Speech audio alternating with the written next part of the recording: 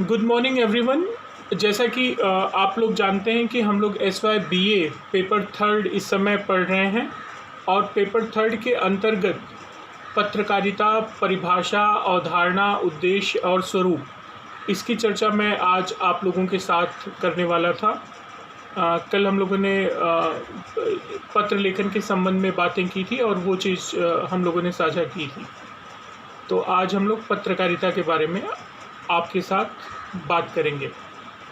पत्रकारिता, सबसे पहले अवधारणा या अर्थ। पत्रकारिता है क्या? पत्रकारिता का मतलब क्या होता है?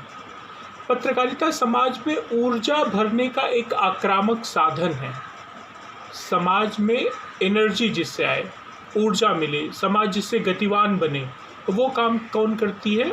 पत्रकारिता करती है। या ये पत्रकारिता का काम है कि वो समाज में जो है ऊर्जा भरे, समाज को गतिशीलता प्रदान करे।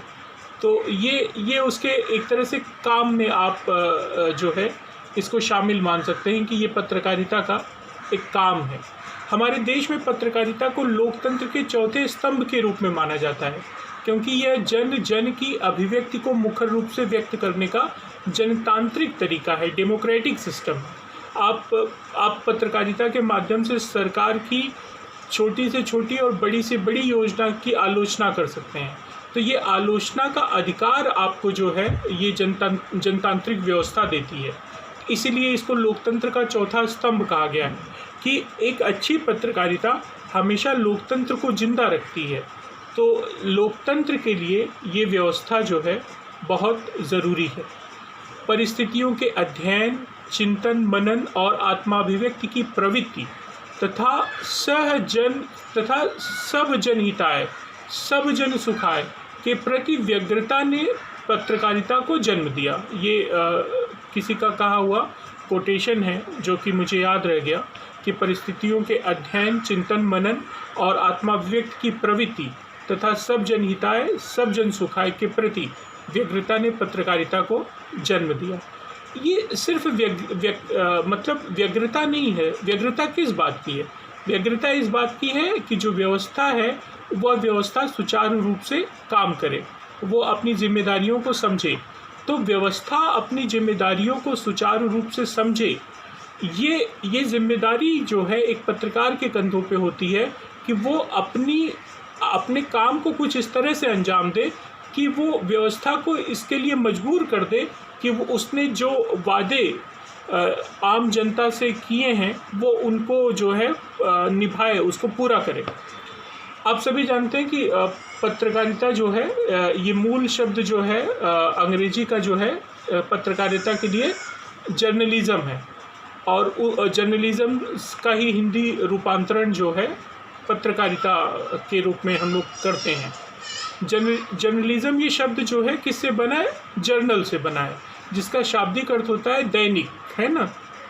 प्रतिदिन की गतिविधियों का विवरण हमें कहाँ पे मिलता है? जर्नल में मिलता है। जो व्यक्ति समाचार प्राप्त करता है, तैयार करता है और उसे प्रकाशित करता है वह पत्रकार कहलाता है।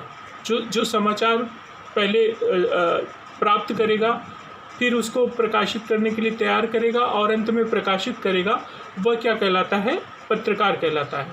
और पत्रकारिता पत्र पत्रिकाओं के लिए समाचार, लेख आदि एकत्रित तथा संपादित करने, प्रकाशन के आदेश आदि देने का कार्य है।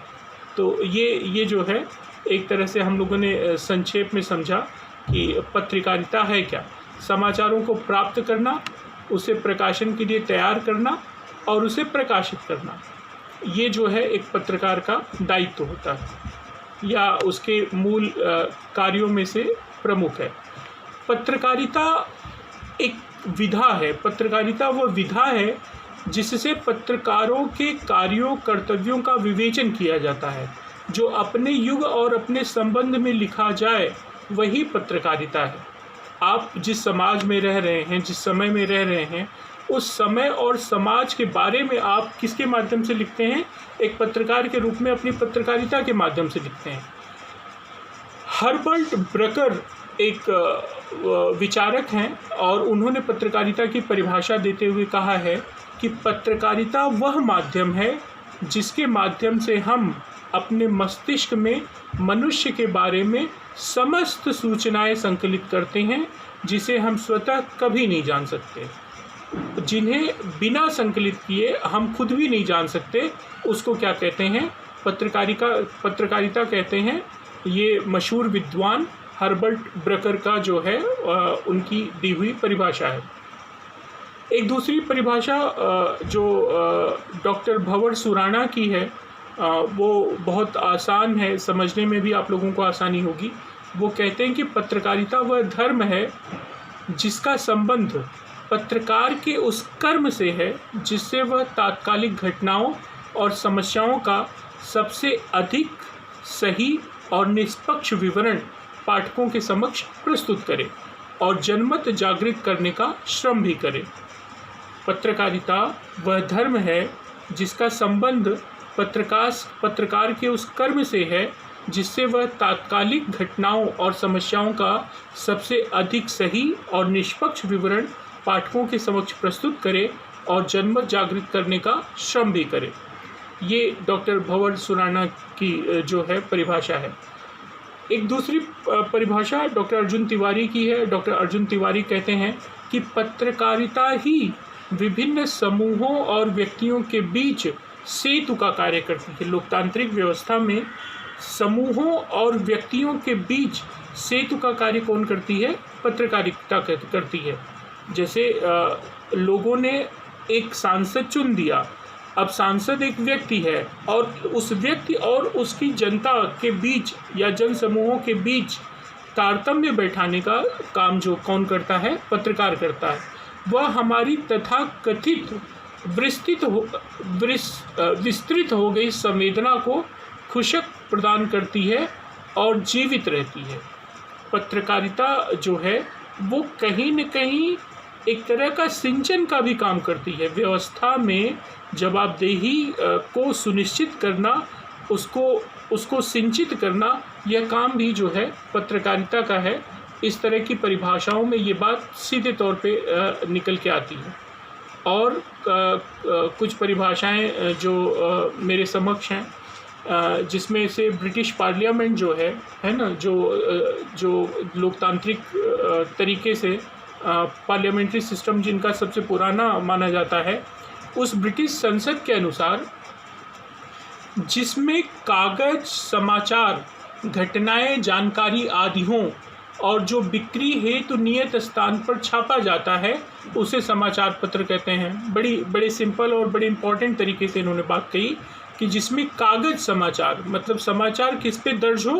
कागज पे, वो ब्लैक एंड वाइट में उपलब्ध हो, जिसमें कागज समाचार, घटनाएं, जानकारी आदि हों और जो बिक्री हेतु नियत स्थान पर छापा जाता है, जिसके छपने का एक स्थान निश्चित हो तथा जो बिक्री के लिए छापा जाता हो, उसे समाचार कहते हैं। समाचार पत्रों के अंतर्गत केवल दैनिक समाचार पत्र नहीं, बल्कि साप्ताहिक, पाक्षिक, मासिक और सभी तरह के पत्र सम्मिलित किए जाते हैं। लेकिन समाचार पत्र का नाम आते ही दैनिक समाचार पत्र का रूप ही हमारे समक्ष होता है। ये बात भी सही है कि आप लोगों को मालूम है कि समाचार पत्र भी ऐसे होते हैं। एक तो वो होते हैं कि जो रोज़ निकलते हैं, जैसे महाराष्ट्र में महाराष्ट्र टाइम्स है, लोकमत है ना, इस तरह के अखबार जो है रोज़ निकलते हैं। लोकमत के बारे में कल मैं पढ़ रहा था कि जो सबसे अधिक अखबार किसी भाषा में बिकते हैं, उसकी टॉप 10 अखबारों की देश में मैं सूची देख रहा था, तो पहले नंबर पर 7.8 लाख प्रतियां प्रतिदिन के हिसाब से मुझे लगता है एक तमिल पेपर था, वो था। उसके बाद हिंदी का दैनिक जागरण था और मराठी का जो लोकमत है वो भी लगभग उसमें दिया गया था कि 5 लाख के आसपास या उससे ज़्यादा प्रतियां निकलती है और वो 7वें नंबर पे था, अगर मेरी स्मृति ठीक है तो कहने का मतलब ये उतने बड़े, इनकी व्याप्ति इतनी है कि ये 5 से 6 लाख अखबार प्रतियाँ उसकी डेली बिकती हैं। तो हम अंदाज़ा लगा सकते हैं कि लोकमत को पढ़ने वाले कितने सारे लोग हैं। तो ये जो ब्रिटिश पार्लियामेंट कह रही है वो बहुत आसानी से इसका वर्णन दे रही है कि वो सारे समाचार जो ब्लैक एंड वाइट में हों जो कागज़ पे छपे हों एक निश्चित स्थान पे छपने के लिए जाते हों और छपने के बाद उनको बिक्री के लिए रखा जाता हो, मतलब बेचा जाता हो, और वो साप्ताहिक भी हो सकते हैं, पाक्षिक भी हो सकते हैं, मासिक भी हो सकते हैं। इन सभी को हम लोग समाचार की श्रेणी में, समाचार पत्रों की श्रेणी में शामिल करेंगे। ऐसा नहीं कि अगर वो मासिक है या पाक्षिक है तो वो समाचार पत्रों की श्रेणी में नहीं आएगा, ऐसा बिल्कुल नहीं है, वो भी समाचार पत्रों की श्रेणी में रहेगा। ठीक है, अगली परिभाषा देखिए जो मेरे समक्ष है। न्यू वेबस्टर्स डिक्शनरी के अनुसार डिक्शनरी मतलब जो शब्दकोश है वो पत्रकारिता के बारे में क्या कहता है, तो वो जर्नलिज्म के बारे में लिखता है। Journalism the occupation of conducting A news medium including publishing, editing, writing and broadcasting. इसमें ब्रॉडकास्टिंग तक का उन्होंने जो है शब्द इस्तेमाल किया है जो कि थोड़ा व्यापक है कि the occupation of conducting a news, किसी न्यूज़ को कंडक्ट करने की का व्यवसाय जिसमें शामिल हो पब्लिशिंग मतलब छपाई, एडिटिंग उसको एडिट करना, लिखना, और उसकी ब्रॉडकास्टिंग उसको एक व्यापक स्तर पर उसको प्रसारित करना। ये सारी चीज़ें जो है पत्रकारिता या पत्रकारिता के अंतर्गत इन सारी चीज़ों को शामिल माना जाना चाहिए। एक दूसरे विचारक हैं David von Wright. David von Wright journalism के बारे में कहते हैं कि जर्नलिज्म इज़ कम्युनिकेशन। एक देखो बहुत छोटा सा सेंटेंस है, लेकिन बहुत इम्पॉर्टेंट है। जर्नलिज्म इज़ कम्युनिकेशन, संचार ही क्या है, पत्रकारिता है। संचार ही पत्रकारिता है। बहुत अच्छी डेफिनेशन है। Journalism is communication, it is the events of the day distilled into few words, sounds or pictures, proceed by the mechanics of communication to satisfy the human curiosity of a world that is always eager to know what is new। नया क्या है, ये जानने की जो उत्सुकता है, उस उत्सुकता को जो पूरा करे है, जिस माध्यम से वो उत्सुकता पूरा हो, वही पत्रकारिता है। हम और आप सुबह सुबह अखबार क्यों पहले पढ़ लेना चाहते हैं, क्यों देख लेना चाहते हैं? क्योंकि हम जानना चाहते हैं कि काय नवीन है ना, काय चाल है ना, काय होता है। तो वो सारी चीज़ें जो है हमारी उत्सुकता से संबंधित होती हैं कि उस उत्सुकता की पूर्ति कहाँ से हो रही है, उस समाचार पत्र के माध्यम से हो रही है, जर्नलिज्म के माध्यम से हो रही है। तो हमारी उत्सुकता को पूरा करने के लिए एक तरह का हमारे साथ उस ब्लैक एंड वाइट पेपर के साथ एक संवाद, एक कम्युनिकेशन जर्नलिज्म कर रहा है। इसीलिए उन्होंने पहले ही सेंटेंस में साफ साफ लिखा कि जर्नलिज्म इज़ कम्युनिकेशन। ये बहुत इम्पॉर्टेंट चीज़ जो है उन्होंने कही। तो आप लोगों ने देखा कि मैंने आप लोगों के साथ कुछ विदेशी विद्वानों के, कुछ भारतीय विद्वानों के, कुछ हिंदी के, कुछ अंग्रेजी के जो है परिभाषाएं साझा की, और आपको मैंने लोकमत अखबार जो कि हमारा मराठी का अखबार है उसकी व्याप्ति के बारे में भी बताया। तो इन तमाम परिभाषाओं में से आप 3-4 परिभाषाएं अपने एग्ज़ाम के लिए जो आपको आसान लगे वो आप याद कर लीजिएगा। लेकिन परिभाषाओं को याद करना ही सिर्फ ज़रूरी नहीं है, इन तमाम परिभाषाओं को पढ़ के पत्रकारिता क्या है उसके बारे में आपकी अपनी एक सोच विकसित होनी चाहिए कि आपको क्या लगता है कि पत्रकारिता क्या है। जैसे उन्होंने कहा कि पत्रकारिता संचार है, जर्नलिज्म इज़ कम्युनिकेशन, तो आप इस बात से सहमत हैं कि नहीं, और क्यों ऐसा है कि जर्नलिज्म को कम्युनिकेशन मान लिया जा रहा है। दूसरी तरफ एक बात और निकल के आई कि एक मनुष्य होने के नाते हमारे अंदर जो उत्सुकता होती है, उस उत्सुकता को पत्रकारिता या समाचार पत्र शांत करता है। तो क्या हमारे अंदर की इस उत्सुकता को शांत करने का काम उस समाचार पत्र का है क्या? तो ये दूसरी महत्वपूर्ण चीज़ है जो पत्रकारिता के संबंध में हमने जानी। तीसरी, भारत के संदर्भ में एक लोकतांत्रिक देश के रूप में हम लोगों ने ये भी समझा कि भारत एक लोकतांत्रिक देश है और पत्रकारिता जो है इसको चौथा स्तंभ माना जाता है लोकतंत्र का, है ना, कि ये लोकतंत्र को और मजबूत करता है। तो आपके मन में ये सवाल आना चाहिए कि चौथा स्तंभ क्यों माना जाता है? तो चौथा स्तंभ इसलिए माना जाता है कि वो कहीं न कहीं जनता और सरकार के बीच में, शासन और जनता के बीच में एक पुल का काम करता है, एक सेतु का काम करता है।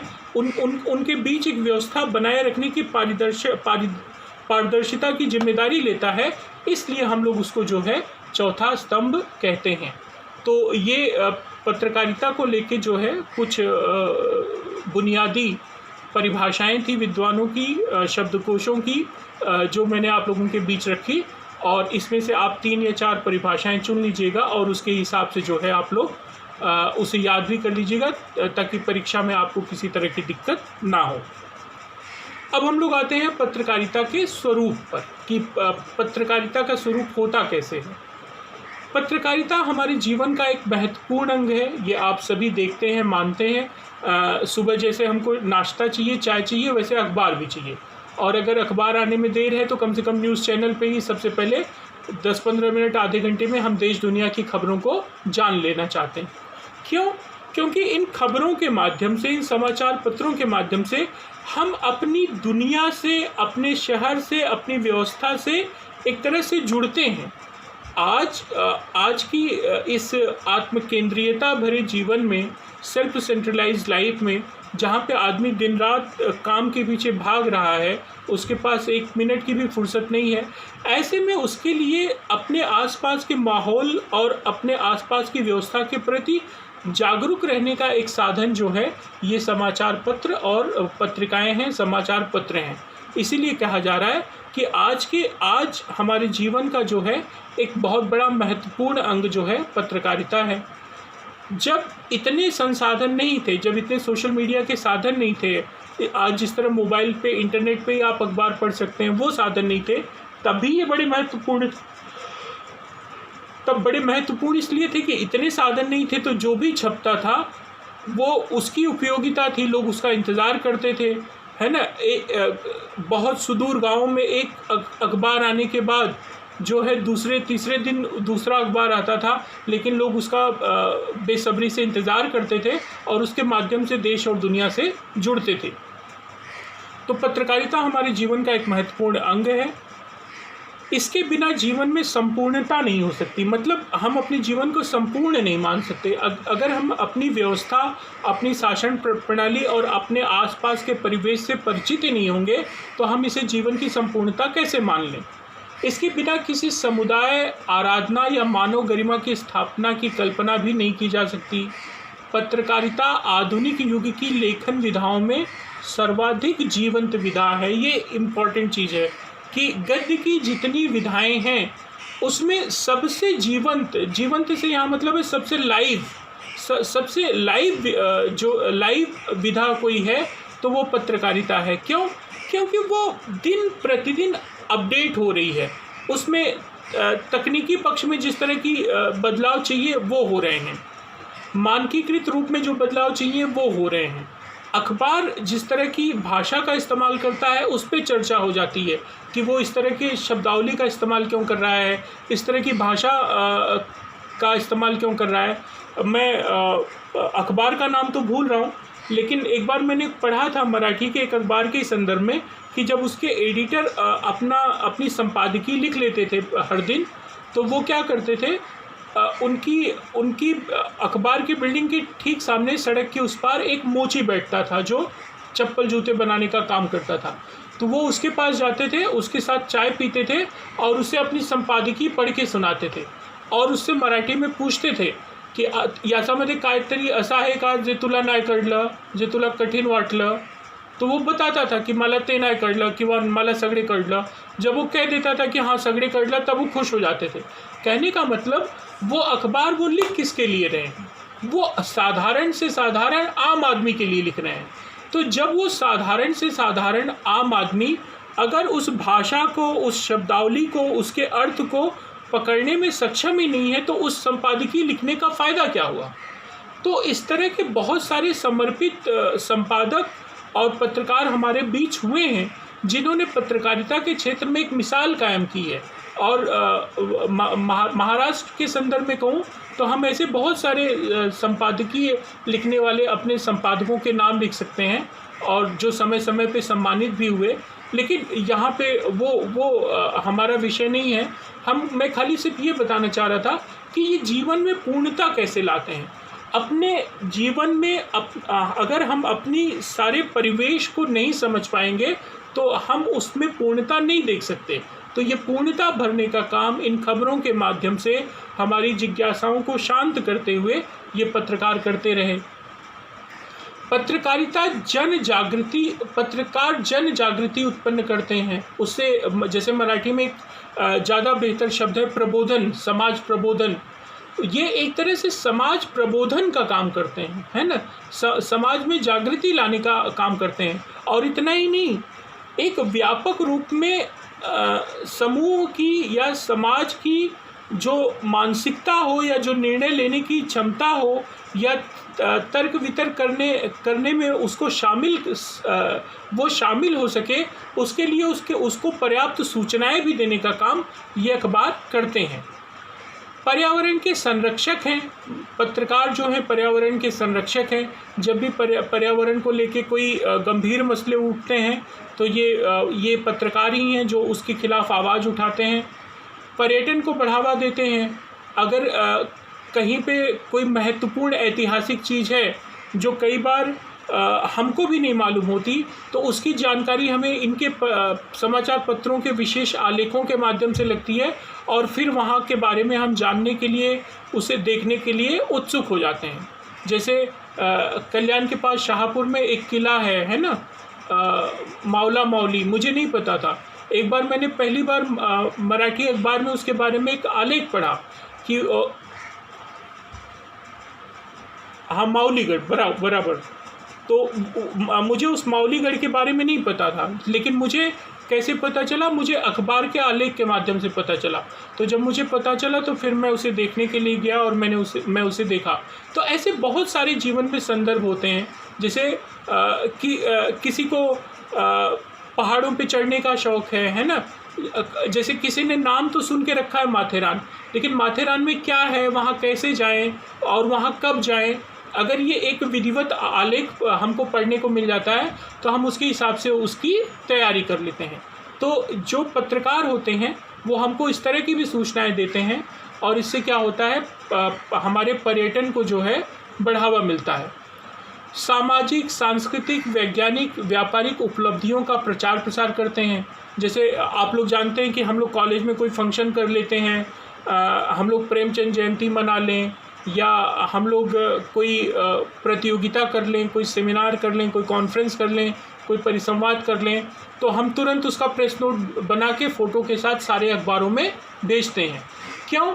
क्योंकि हम चाहते हैं कि हमने जो काम किया है वो व्यापक स्तर पे लोगों के पास पहुँचे, जिससे कॉलेज की गतिविधियों के बारे में, हिंदी विभाग की गतिविधियों के बारे में समाज में एक जागृति आए, उनको मालूम पड़े कि हम किस तरह के काम अपने महाविद्यालय में कर रहे हैं और महाविद्यालय की एक अच्छी छवि उनके मन में बने। तो कल को जैसे बच्चों का, एक पालक के रूप में जब बच्चों का प्रवेश कराना होता है तो पेरेंट्स सोचते हैं कि कौन से कॉलेज में भेजें, फिर वो बोलते हैं कि नहीं अग्रवाल कॉलेज में भेजेंगे। क्यों? क्योंकि मैं अखबार में पढ़ता रहता हूँ अग्रवाल कॉलेज के बारे में, वहाँ अच्छी चीज़ें होती रहती हैं, है ना। तो एक तरह से उनके मन को तैयार करने के पीछे भी इस तरह की जो खबरें होती हैं वो एक सकारात्मक भूमिका निभाती हैं। तो इसलिए इन खबरों का भी अपना महत्व है और ये खबरें जो हैं निश्चित तौर पे एक तरह से सामाजिक स्तर पे प्रचार प्रसार का माध्यम बनती हैं। मूल्यांकन, पुनर्मूल्यांकन होता है।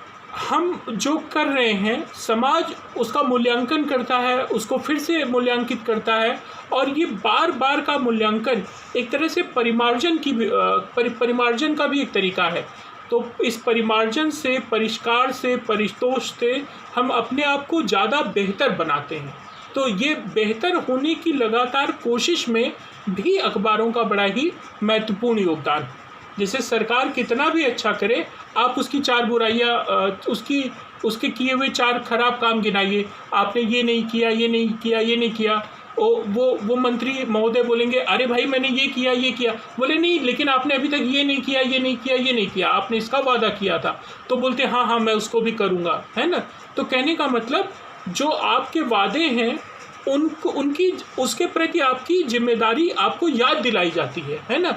और एक तरह से जनता के प्रति जब वो सार्वजनिक रूप से जिम्मेदारी याद दिलाई जाती है तो लोग उसे गंभीरता से लेते हैं और उस पर काम करने के लिए तैयार होते हैं। पत्रकार राजकिशोर जी लिखते हैं कि पत्रकारिता खबरों की सौदागरी नहीं है, न उसका काम सत्ता के साथ शयन है, उसका काम जीवन की सच्चाइयों को सामने लाना है। अब इन्होंने एक तरह से दो पक्षों पे बात कर दी राजकिशोर जी ने। इनके वो बता तो रहे हैं कि पत्रकारिता क्या है, लेकिन दूसरी तरफ वो ये भी बता दे रहे हैं कि पत्रकारिता क्या नहीं है। तो कहने का मतलब जो पत्रकारिता का काला पक्ष है, बुरा पक्ष है, वो उसकी तरफ भी इशारा कर रहे हैं।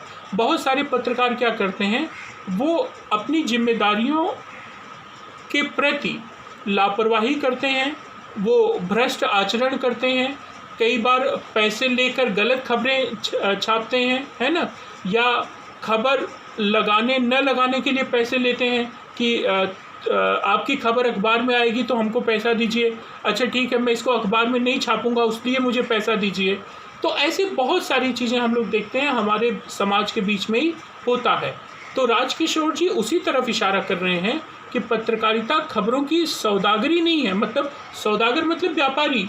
आप खबरों के व्यापारी नहीं हो कि अगर आपके हाथ में कोई खबर लग गई तो आप उससे सौदेबाजी करो, बल्कि जीवन की सच्चाइयों को सामने लाना है। हमें जीवन की सच्चाइयों को सामने लाना है, ना कि मिली हुई खबरों के माध्यम से किसी तरह की कोई सौदागरी करना है या कोई व्यापार करना है। ये गलत है। तो वो उस बुरे पक्ष, उस नकारात्मक पक्ष की तरफ इशारा करते हैं। पत्रकारिता अपने विचारों को जनता तक पहुंचाने का उपक्रम है। ठीक है, हम पत्रकारिता के माध्यम से जनता तक अपने विचारों को पहुंचाते हैं। पत्रकारिता एक अर्थ में अतीत की व्याख्या, वर्तमान की कहानी और भविष्य की निर्माता है। ये भी एक अच्छी पंक्ति है कि वो अतीत की व्याख्या करती है कि अतीत में क्या हुआ था। जैसे मंत्री महोदय, आपने कहा था कि आपके मंत्री बनते ही हमारा जो कल्याण का रेलवे का पुल है, पतरी पुल है, वो बन जाएगा। ये क्या हो गया, अतीत की व्याख्या कि हमने उनको याद दिलाया कि आपने कहा था कि बन जाएगा। वर्तमान की कहानी, लेकिन वर्तमान में क्या हो रहा है, अभी तक वहाँ कुछ काम भी शुरू नहीं हुआ। और भविष्य के निर्माता हैं। तो अब बताइए माननीय मंत्री महोदय जी, आपने 2 साल पहले कहा था कि 1 महीने में वो पुल बन जाएगा, लेकिन अभी की स्थिति ये है कि वहाँ काम भी नहीं शुरू हुआ। तो इस संदर्भ में आप क्या कहते हैं? तो अब ऐसे सवालों के बीच में जो जनप्रतिनिधि हैं, जो जनता के प्रतिनिधि हैं, उनको जवाब देना बड़ा मुश्किल हो जाता है। तो वो पत्रकार कहीं न कहीं उनकी जवाबदेही के प्रति उनको आगाह करते हैं और उनसे ये भरोसा बार बार लेते हैं कि वो काम को पूरा करेंगे, जो भी जनता से किए हुए वादे हैं वो करेंगे। तो इस तरह उनको बार बार याद दिलाना व्यवस्था को और मांझने जैसा, उसको और परिमार्जित करने जैसा है, जो काम पत्रकार जो है पत्रकारिता के माध्यम से करते हैं। पत्रकारिता मनुष्य और समाज, मजदूर और मालिक, शासक और शासित के बीच एक ऐसी कड़ी है जो दोनों में सामंजस्य पैदा करती है। पत्रकारिता साहित्य की विधा नहीं, बल्कि साहित्य पत्रकारिता के विवेचन का साधन है। ये भी बड़ी बात है। आज पत्रकारिता में कहानी, साहित्य, उपन्यास, नाटक, एकांकी, रिपोर्टाज, संस्मरण, रेखाचित्र, जीवनी, फीचर क्या नहीं लिखा जा रहा है। ये सब जो है एक तरह से पत्रकारिता का एक अंग हो गए हैं। पत्रकारिता के कुछ शाश्वत धर्म हैं, उसके स्वरूप को उद्घाटित किया जा सकता है। जैसे यह सामाजिक चेतना का दर्पण माना जाता है। यह एक तरह से पर्यवेक्षक का काम करता है, सूक्ष्म पर्यवेक्षण का काम करता है, प्रेरणा और जागरूकता लाता है, जिसके लिए मैंने मराठी का शब्द प्रबोधन ज़्यादा बेहतर आपको बताया है ना। ये निर्छीर विवेक वाला होना चाहिए कि जो सही है, जो गलत है गलत है। अपनी तरफ से उसमें लीपापोती करने का काम पत्रकार को नहीं करना चाहिए। वैविध्यपूर्ण व्यापक क्षेत्र, पत्रकारिता का क्षेत्र व्यापक है। खेल पत्रकारिता है, अपराध पत्रकारिता है, सामाजिक पत्रकारिता है, सांस्कृतिक पत्रकारिता है, सिनेमा है, नाटक है, राजनीति है। जीवन का ऐसा कौन सा पक्ष है जो पत्रकारिता से जुड़ा हुआ नहीं है? तो इन सारे पक्षों के ऊपर पत्रकार काम करता है। मूल्यों की नियमिका है, उसके अपने एक मूल्य होते हैं, सिद्धांत होते हैं, और उन सिद्धांतों को लेकर ही पत्रकार आगे बढ़ता है। उसके कुछ विशिष्ट उद्देश्य होते हैं, उन उद्देश्यों को लेकर पत्रकार आगे बढ़ता है। तो पत्रकार का जीवन जो है वो उससे नैतिकता की मांग करता है, एक नैतिक आचरण की मांग करता है, ताकि समाज को उससे लाभ हो। अगर पत्रकार ही पतित हो गया तो वह न सूक्ष्म पर्यवेक्षण करेगा, न वो प्रबोधन का काम करेगा, ना ही उसके पास निर्छीर विवेक रह जाएगा, और इन सब के अभाव में जो करेगा वो उसे, जैसे अंग्रेजी में कहते हैं, एलो जर्नलिज्म। एलो जर्नलिज्म का मतलब ये हो गया वही चीज़ कि खबरों की सौदागरी करनी। तुम्हारी खबर मैं छाप दूंगा, मुझे पैसा दे दो। अच्छा, तुम्हारी ये बात मुझे पता तो चली है, लेकिन मैं इसको नहीं छापूंगा, उसके लिए मुझे पैसा दे दो। तो इस तरह की पत्रकारिता जो है समाज के सामने स्थितियों का सही आकलन नहीं प्रस्तुत करेंगी, और वो हमेशा ही फिर समाज के लिए घातक होगा, समाज के लिए निरर्थक होगा, वो किसी भी तरह से समाज के फ़ायदे का नहीं रह जाएगा। तो ये जो बातें हैं कहीं न कहीं मोटे तौर पे पत्रकारिता के स्वरूप को हमारे सामने रखते हैं। मानव समाज की सांस्कृतिक, साहित्यिक, धार्मिक, आध्यात्मिक, राजनीतिक, आर्थिक, व्यापारिक, शैक्षिक, नैतिक, मूल्यगत उपलब्धियों के विवरण, विश्लेषण, मूल्यांकन और प्रस्तुतिकरण का अगर माध्यम किसी को माना जा सकता है तो किसको माना जा सकता है? पत्रकारिता को माना जा सकता है। सूचनाओं का आदान प्रदान करना, सत्य को उद्घाटित करना, जनता को शिक्षित करना, मनोरंजन करना, मूल्यों की प्रतिष्ठा करना समाज में, यह उसका परम लक्ष्य होना चाहिए कि वह आदर्शों और मूल्यों की रक्षा करे। जिस समाज के लिए वो काम कर रहा है, उस समाज के जो स्थापित मूल्य हैं, उन मूल्यों की रक्षा करना एक पत्रकार का नैतिक दायित्व है। यह जनमानस को जागृत और शिक्षित करती है। तो अगर उसका नैतिक पतन नहीं होगा तो निश्चित तौर पे वो जो काम करेगा उससे समाज में एक तरह की जागृति आएगी, और समाज अपने आसपास की स्थितियों को लेकर एक व्यापक और समूहगत निर्णय करने में सक्षम हो जाएगा। जैसे मान लो कोई बहुत ही गंदा आदमी, गुंडा आदमी और चरित्रहीन आदमी, मान लो वो चुनाव लड़ रहा है ना। अब जनता को तय करना है कि वो उसे वोट दे या न दे, लेकिन जितने अखबार हैं सब उसकी बड़ी बड़ी फ़ोटो छाप रहे हैं, उसको संत महात्मा बता रहे हैं, और ये बताएं कि वो तुम्हारा बहुत उद्धार कर देगा, वो आएगा तो शहर की स्थितियां बदल जाएंगी। तो इन सारी खबरों से क्या हो जाता है? जनता के मन में भ्रम उत्पन्न होता है ना, और वो निर्णय नहीं कर पाते कि उनको क्या करना है। तो एक तरह से ये खबरें जो होते हैं वो जनता को बरगला देती हैं, और बरगलाने के बाद जो है वो गलत निर्णय की तरफ उन्हें खींच लेती हैं। तो इस तरह की पत्रकारिता से पत्रकारों को बचना चाहिए, और समाज को भी ऐसे लोगों को पहचान कर जो इस तरह की पत्रकारिता करते हैं उनके ऊपर अविश्वास दिखाना चाहिए, और उनके प्रति जो है एक सामूहिक दबाव भी बनाना चाहिए कि वो इस तरह की खबरें प्रसारित ना करें। तो हम लोगों ने पत्रकारिता के अर्थ, परिभाषा और स्वरूप को लेके आज बात की। गूगल मीट जो है उसका समय दिखा रहा है लगभग हो गया है, तो वो कभी भी जो है ये बंद हो जाएगा, लेकिन हमने अपना टॉपिक पूरा कर लिया है। और अगले विषय में अगले व्याख्यान में हम पत्रकारिता के दूसरे पक्षों को भी लेकर चर्चा करेंगे। चूँकि ये पाठ्यक्रम का विषय है, विद्यार्थियों से जुड़ा हुआ मुद्दा है, तो मैंने सोचा कि विद्यार्थी निश्चित तौर पे इससे लाभान्वित हों, और SYBA का जो 2020-21 से नया पाठ्यक्रम है उसमें सेमेस्टर 3 पेपर 3 के अंतर्गत पत्रकारिता एक सब पॉइंट के रूप में रखा गया है विषय के अंतर्गत। तो एक तरह से मैंने इस विषय पे अपनी राय रखी है।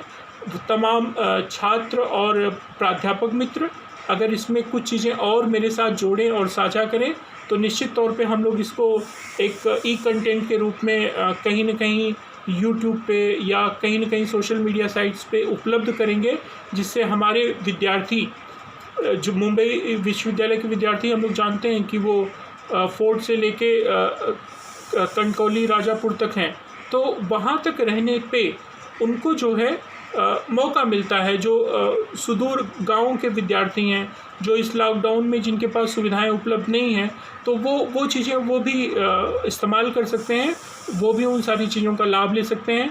तो आप लोगों से भी मैं अनुरोध करूँगा कि जो पाठ्यक्रम से संबंधित चीज़ें हैं उस पे कुछ इस तरह के व्याख्यान, कुछ पीपीटी या ई कंटेंट बना के अगर हम लोग साझा करें तो निश्चित तौर पे वो एक सामूहिक प्रयास होगा और उसमें सबका जो है फ़ायदा होगा।